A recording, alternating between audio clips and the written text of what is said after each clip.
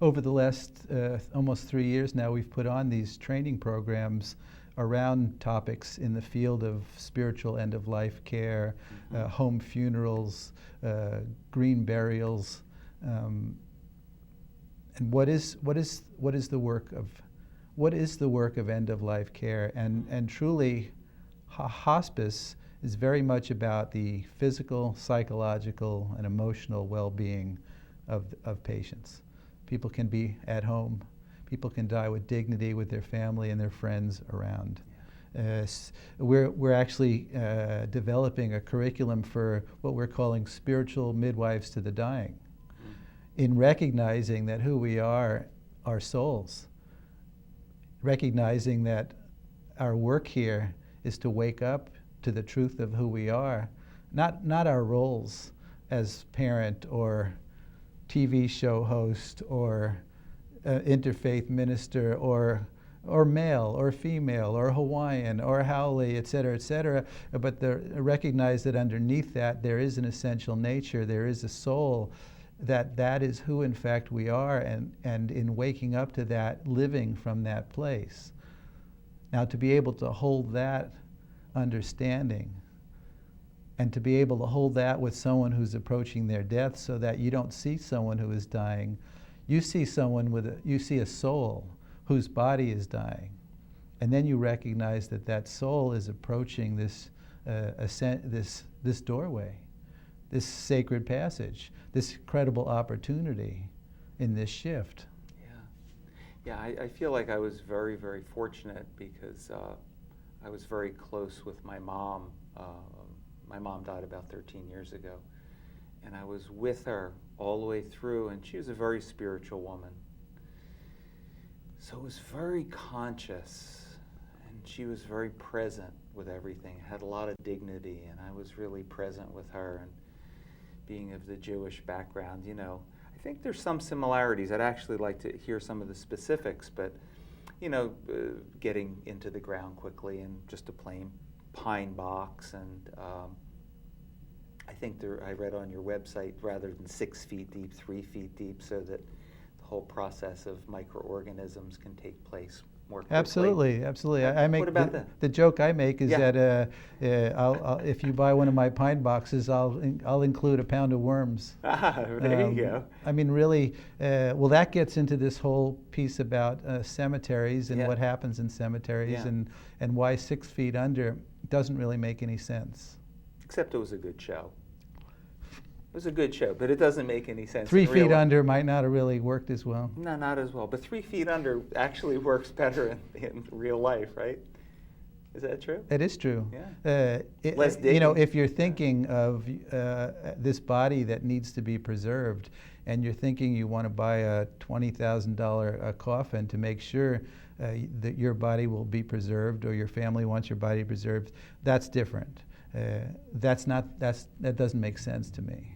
First of all, what they're finding out is that there's anaerobic bacteria that the body deteriorates whether you buy the expensive coffin and ensure it's preserved well, and it doesn't make sense. No, it doesn't. We're not the body. Yeah. That's the understanding. We're not the body, and we want to honor the body as a temple for having carried this soul, this essential nature through this life, as recognizing that this life is a school for growth. So there is tremendous honoring of that body, and that gets into the value of home funeral, of unique ceremony created by family and friends. So it doesn't make sense to try to preserve a body for a long time. And I could go into the cemetery piece. Well, I'm interested because I don't know if it was you or somebody else said something that kind of made me chuckle about GPS. I mentioned that to you. Yeah. I mean, it's cute. Bring modern technology in with the more ancient.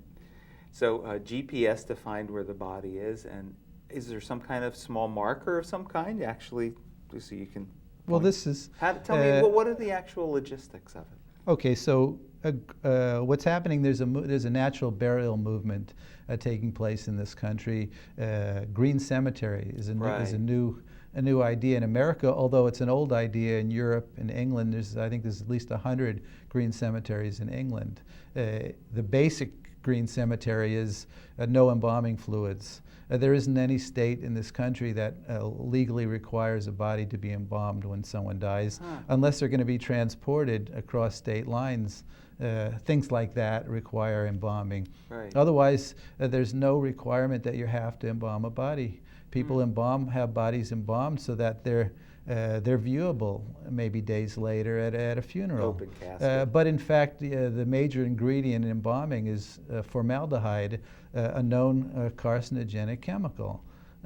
Embalmers have high levels of cancer rates. Mercury used to be used in embalming. What they're finding in old cemeteries now is that they're leaching these toxic chemicals out into the ground, into the groundwater. Some places in Europe now are outlawing embalming because they're toxic. It's actually if you've seen or have read about what happens in an embalming, you'd think it was a barbaric practice to begin with. And it's not a healthy practice as far as flushing all the bodily fluids into the public sewers.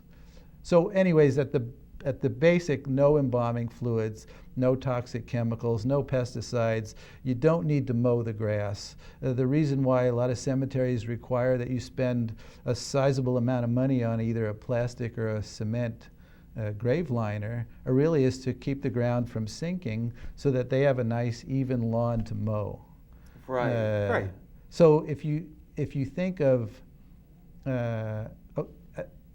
a cemetery really has, at this point, the model of a cemetery in America is single-use gravestones, mausoleums, basically taking land out of the public commons forever.